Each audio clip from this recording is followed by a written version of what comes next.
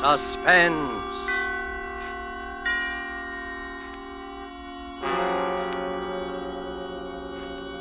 Presented by Roma Wines, made in California for enjoyment throughout the world.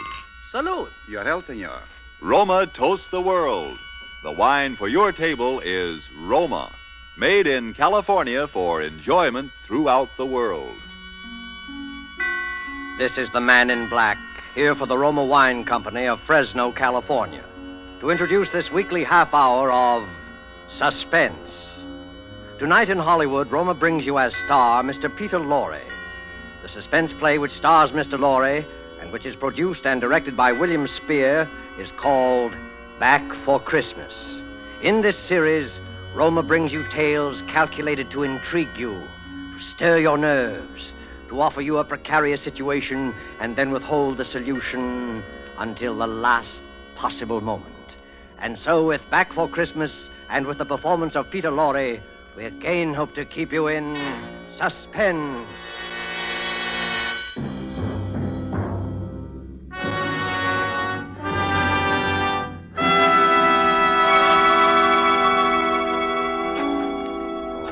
Jingle bells, jingle bells, jingle all the way.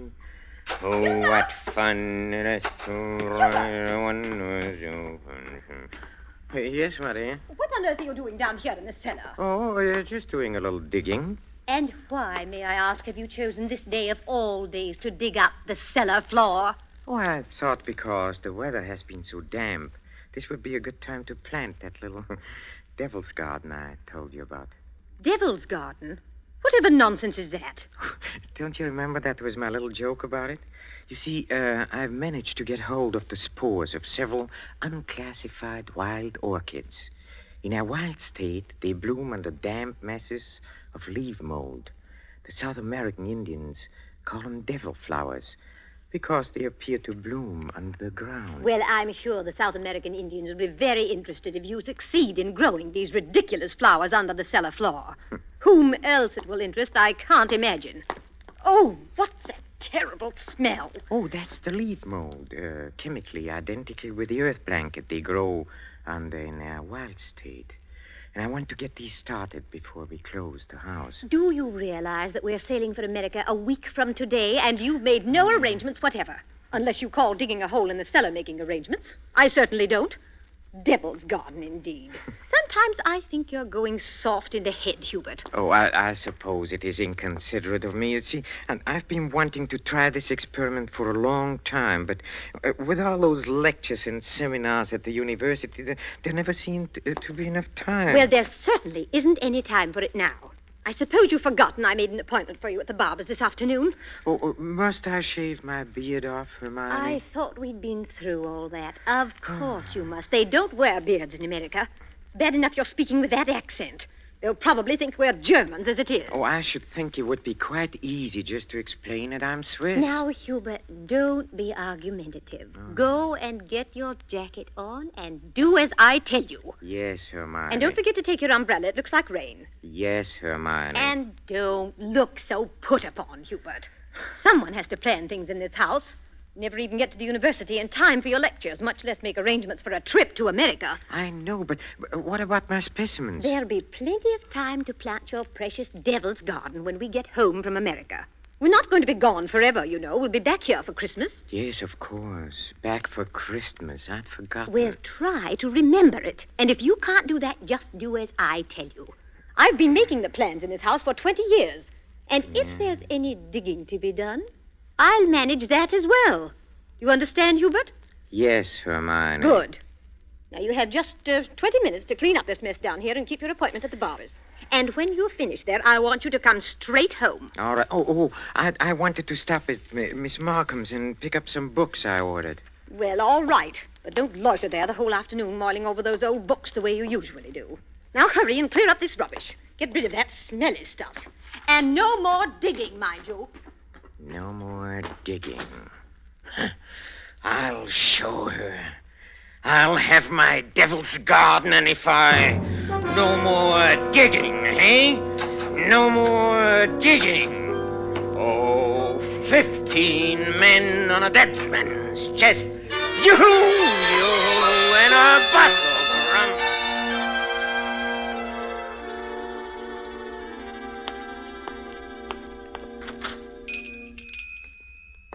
Good evening, sir. Oh, good evening, Miss Markham. Why, it is Professor Schumacher, isn't it?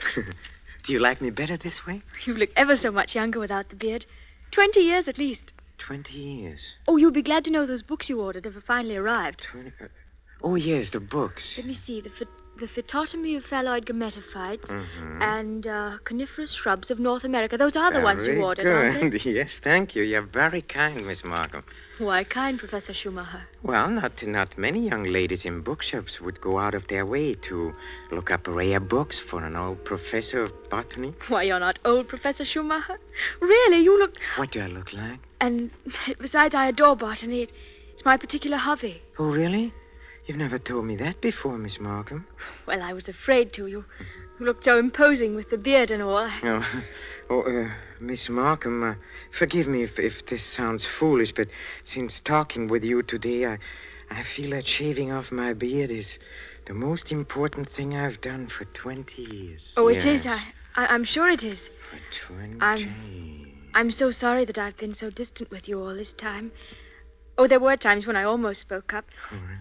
Times when you came in here, tired after a day with your students at the university. You seemed so alone. The way I'm alone in the world. Alone? I'd like to have asked you to stay a while and talk with me, but some way or other, I always wound up giving you your change and letting you go on your way. Say you're alone in the world? Since my father died.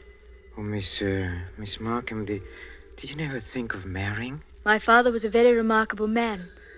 I never found anyone who seemed to measure up to what he led me to expect of men. Miss Markham... Oh, it's been so long since anyone called me by my first name. I'd like you to, if you want to. It's Marion. Marion? Oh, how nice. And yours? Well, Hubertus. but in English, Hubert sounds better, huh? How long have you been alone, Hubert? Alone? I knew you were a widower, of course. The first time I saw you. A widower? I can always tell. There's a certain sadness in a man's eyes. A sweet sadness, I think, when he's been married and then lost... A widower. I never thought of it in quite that way. Oh, I'm sorry. I shouldn't have been talking like this, I suppose, but I've often wondered what she must have been like. Your wife, I mean. Hermione? Not an easy woman to forget. Very strong. Always managing things. The house, my wardrobe, my friends. Even when we dined at a restaurant, she even then ordered my food. She was always managing things. Her whole life. Managed herself to death. Poor woman. She must have loved you very much. But she needn't have put herself out so. It's plain to see you don't need things managed for you. No. You need companionship, I think. Someone sympathetic with your work. But the last thing on earth you need is a manager. How well you put it. The last thing on earth.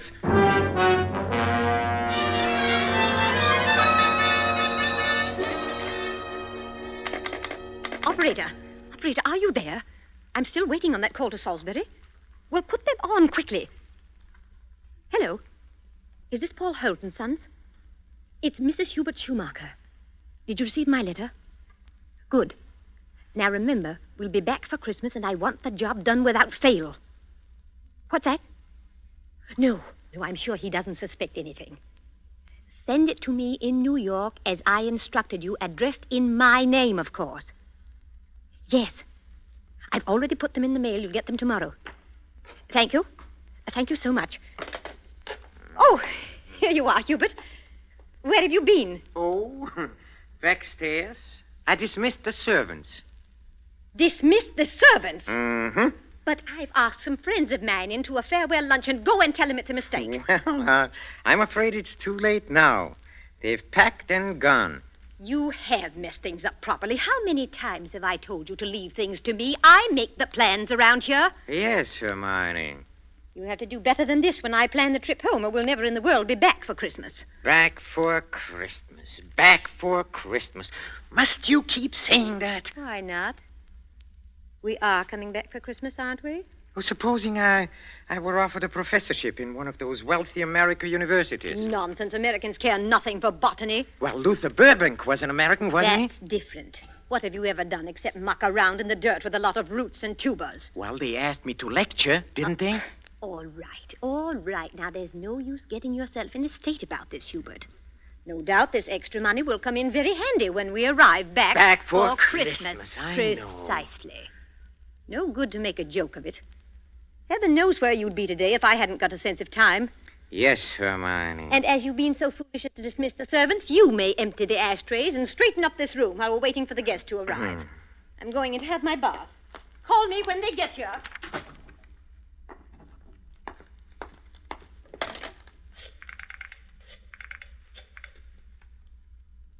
Marion? It's Hubert. No, darling, no, nothing is wrong. Oh, my plans are the same, unless you have changed. No? Oh, we'll meet in New York then and be married there. Huh? Oh, I'll explain to you why later. You just have to trust me. Yes. Yes, my darling. Hubert? Oh, I'm so sorry I can't talk any longer. Yes, I'll meet you in New York without fail. Auf Wiedersehen, mein Liebchen. Hubert, were you talking on the phone just now? Yes, Hermione. Whoever was it? Oh, Freddie Sinclair. But didn't I hear you say something about meeting somebody in New York? Why, yes. Freddie said he might possibly get over there before we even leave. And I said, of course, we'd meet him there if he decided to go. That seems very peculiar. But then all of your friends are peculiar. Yes, Hermione. And just look at your jacket. Have you been digging in that cellar again? Yes, Hermione. Well, there's no need for it. You can't possibly get that Devil's Garden thing finished before we sail for America. Go and change your clothes before the guests arrive. Oh, never mind. I see somebody coming up the walk now. Go and let them in. Yes. Hubert. Yes? Look out the window. There's Professor and Mrs. Goodenough, but who's that with them? Well, who... Precisely. Freddie Sinclair. Peculiar you should have been talking to him on the phone not 3 minutes ago, and now here he is. Yes, isn't it? But then, as you say, Hermione, all of my friends are peculiar. Not half so peculiar as you. Digging in the cellar the very day we leave for America. Just look at yourself. And now that I think of it... Yes? Oh, never mind. Go and let them in. Oh, you were going to ask me something, Hermione, about the hole I'm digging in a cellar. Good heavens, stop rolling your eyes about that way. One would think you were digging a grave down there instead of a storage bin. Yes, Hermione. What's that? I said yes, Hermione. Father, open the door and please stop saying yes, Hermione. I think, my dear, I've said it for the last time.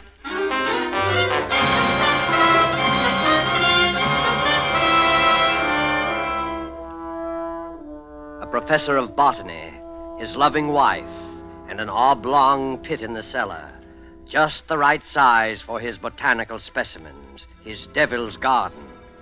With these ingredients for a story of a perfect crime, Back for Christmas by John Collier and starring Peter Lorre, the Roma Wine Company closes the curtain for a moment on another breathless study in suspense.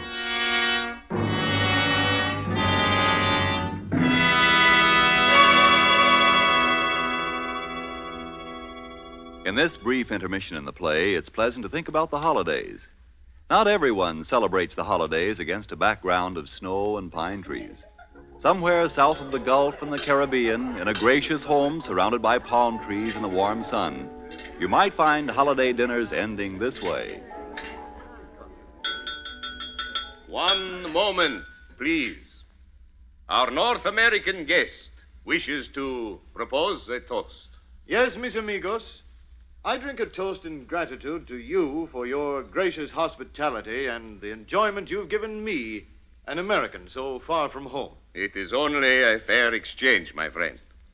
This wine in which you drink your toast, it brings enjoyment to us from your country, from America. It is Roma wine, made in your own California. Yes, and when you choose the wine for your holiday table, remember this.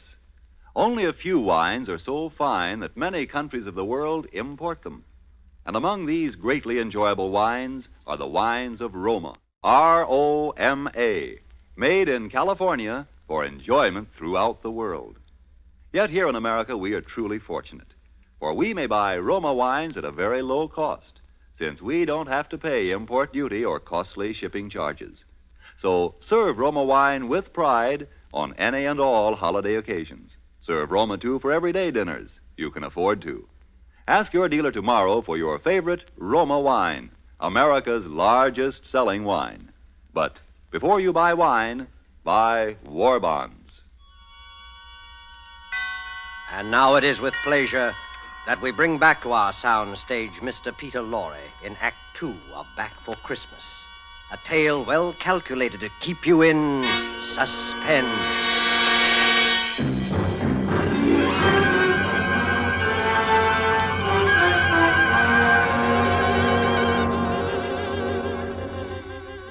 Back for Christmas. Hermione was so positive we would be back for Christmas. That last afternoon, pouring tea out for a few friends who had come in to say her last-minute farewells, she kept reiterating it. Now, mind you, Hermione, don't let those Americans lure your husband with one of their fat university jobs.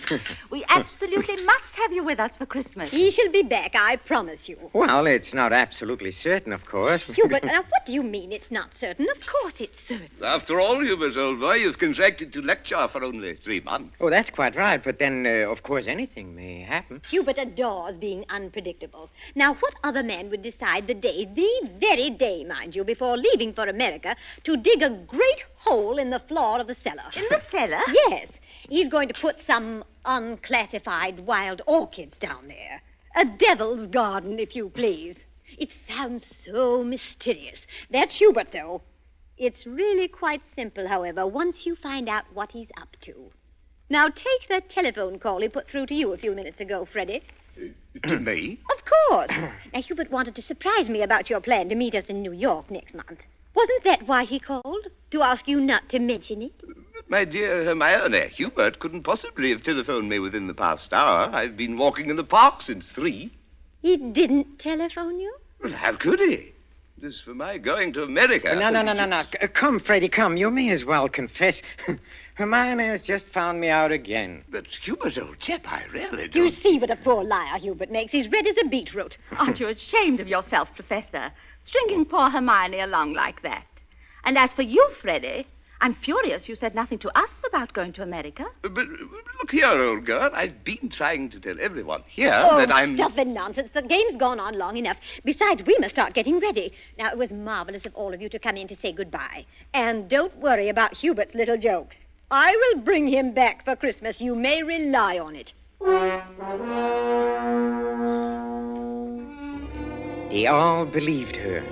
For years, she had been promising me for dinner parties, garden parties, committees, and the promises had always been kept. This time, they would not be. I had seen to that. The servants were gone for good. The farewells all said. I had timed to the minute how long it would take to fill in a hole in a cellar. My devil's garden. Upstairs in a bedroom, I undressed and put on my old bathrobe, and then I opened the door into Hermione's room. Hermione, have you a moment to spare? Of course, dear. I'm just finished. Oh, then, will you come in here for a moment, please? There's something rather extraordinary here. Oh, good heavens, Hubert. What are you lounging about in that filthy old bathrobe for? I told you to put it into the furnace. Oh, I'll do it. I'll do it today. Yes, really, I will. I promise. Well, high time. Now, what is it you want to show me? Oh, here, in the bathroom. Just look. Who in the world do you suppose dropped a gold chain down the bathtub drain? Nobody has, of course. Nobody wears such a thing. Then what is it doing in here? I don't see anything. Well, look. I'll hold this flashlight here for you. If you lean right over, you can see it shining. It's deep down. Oh, such a lot of nonsense, just as we're...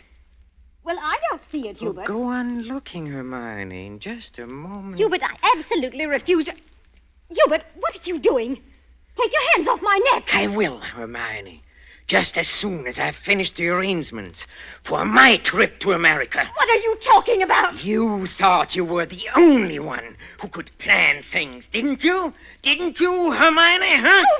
Well, I've been making some plans of my own this past week. In exactly 2 minutes and 16 seconds, you'll be dead. You see, I have planned it very accurately. You'll never get away with it. Oh, I thought you would say that, Hermione, but I will get away with it. You won't mind the smell of the leaf mold down in the cellar when I take you down there today? Yes, that is where you are going, Hermione. Right into my devil's garden that annoyed you so much. My friends all expect me back for Christmas. They do. If they don't hear from me, they'll start asking questions. No, they won't. Because you'll write them letters, Hermione, on a typewriter, as you always do. They'll be signed H, in that neat, correcting way you always sign your notes to your friends. Here, let me up now. No! It won't work, Hubert. You were never any good at planning. Oh, but I have changed. I've learned from watching you all these years. The lecture people in America, they'll expect you to be traveling with your wife. I will be traveling with my wife, but not my present wife, Hermione. Hubert! It won't work, I tell you. That pit you dug in the cellar... Oh, it will work. It'll serve its purpose well. Hubert! No, I'm sorry, dear.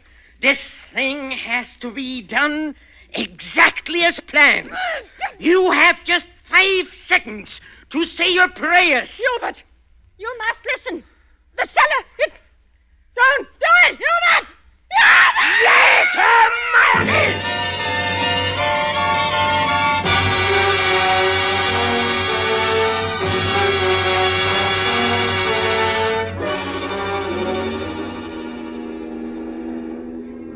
Oh, Stuart? Yes, sir? Oh, my wife, she's indisposed. She'll be taking her meals in our stateroom. For the old voyage, sir? Yes, for the whole voyage.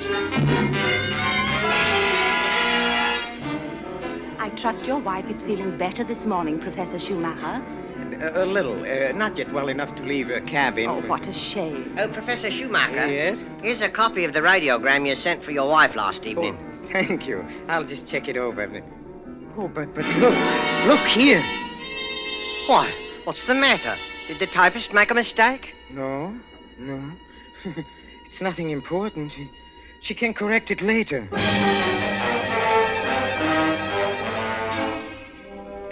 For a moment, I had a feeling that Hermione had been leaning over my shoulder again, correcting what I had written as she always did.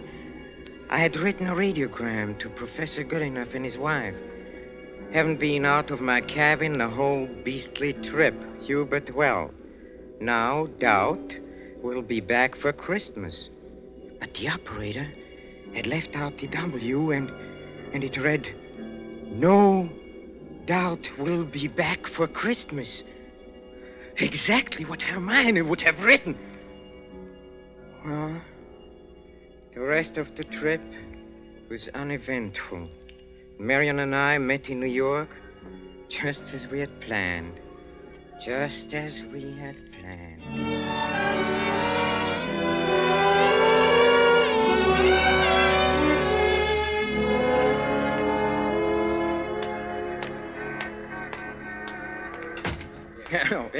Professor and Mrs. Schumacher, we have reservations, I believe. Oh, yes, we've been expecting you, sir. Boy, take Professor and Mrs. Schumacher's luggage up to their suite. You know, Mrs. Schumacher, you're quite a surprise. Oh? Your letter reserving the rooms was so thorough, I was expecting an older, more forbidding sort of person, frankly, ma'am. No. As a matter of fact, we're just married, but my letter reserving the rooms. Oh, I wrote the letter, my dear, and I signed it Mrs. Hubert Schumacher. Just a joke. What a cunning old fox you are, Hubert. Now that I think of it, I almost Okay, forgot. yeah. There's a letter for you, Mrs. Schumacher. That's peculiar. I wonder who on Oh, earth... well, we'll soon find out in good time. Come along, darling. Oh, we are keeping the boy waiting. Come.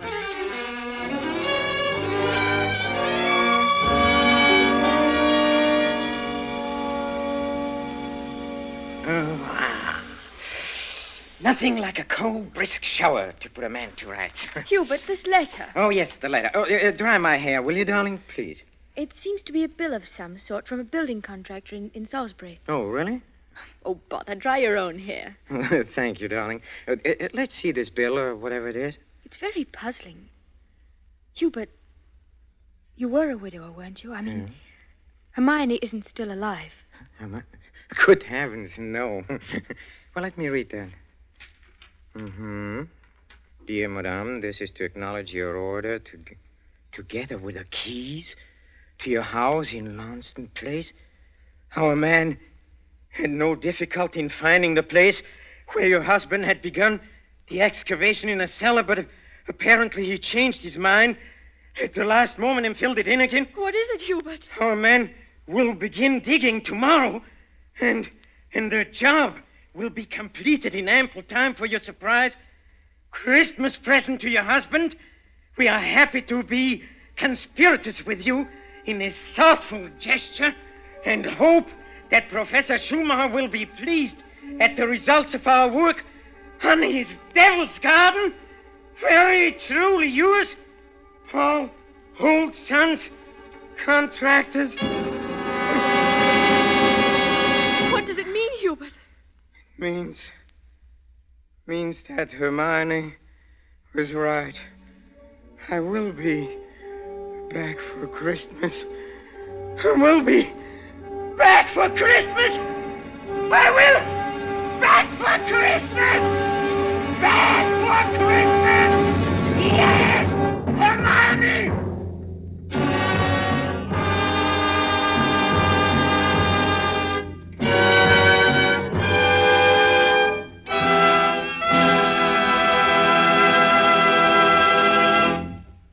And so closes Back for Christmas, starring Mr. Peter Lorre, tonight's tale of Suspense. In just a moment, we shall hear again from Mr. Lorre. But first, just a word that seems appropriate. One of the world's oldest customs is the Christmas toast, and traditionally, down through centuries of war and peace, the Christmas toast has been drunk in wine. This year, when the glasses are filled and raised once again, we know that in every home the toast will be to a speedy victory and a speedy return of those we love. And before we set the wine glasses down, let us all resolve to do everything within our power to help make that toast come true. Let us resolve to help supply the weapons of war by buying even more and more war bonds. Let us resolve to face our own inconveniences without complaining. And above all, let us resolve that when this war is at last over, each of us will exert all our effort to see that future Christmases truly express peace on earth, goodwill to men. This thought, together with our very best wishes of the season, is the Roma Wine Company's Christmas message for you, its friends, here in America and throughout the world. This is Peter Lorre. Thank you for listening to our suspense play this evening, and I know you're looking forward to next week's show as I am. It is called Finishing School, and its subtitle might be the famous quotation, "The female of the species is more deadly than the male." Don't forget, then, next Thursday, same time, for Margot, Elsa Lanchester, Janet Beecher, and a distinguished all-feminine cast in Suspense. Presented by Roma Wines, R-O-M-A. Made in California for enjoyment throughout the world.